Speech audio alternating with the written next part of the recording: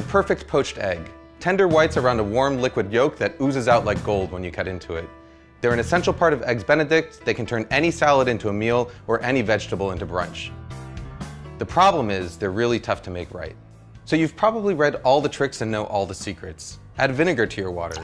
Add salt to your water. Don't add salt to your water. Stir a vortex into the water.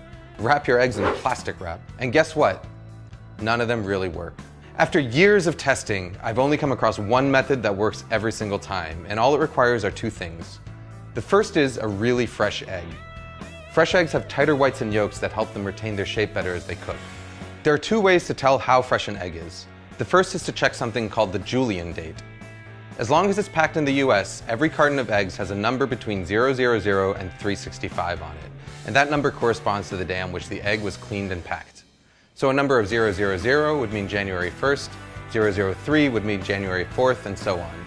All you really need to know is that the higher the number, the fresher the egg. You can also tell how fresh an egg is by carefully putting it into a cup of water.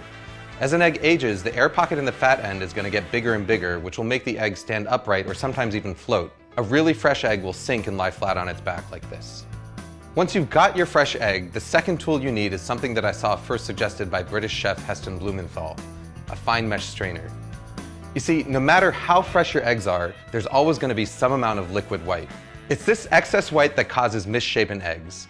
You know, those really ugly ones with the wispy white floaters that completely ruin your brunch. To get rid of them, we're going to transfer our eggs to a fine mesh strainer and gently swirl it around until all the excess white is drained away.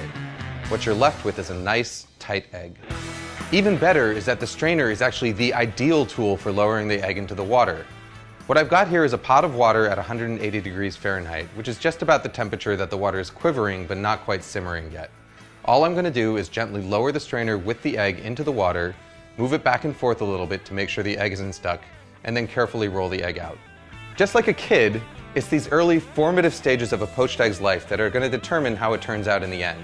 Using a round bottom strainer and this rolling motion is going to help ensure that you get a nice tight poached egg that's egg-shaped.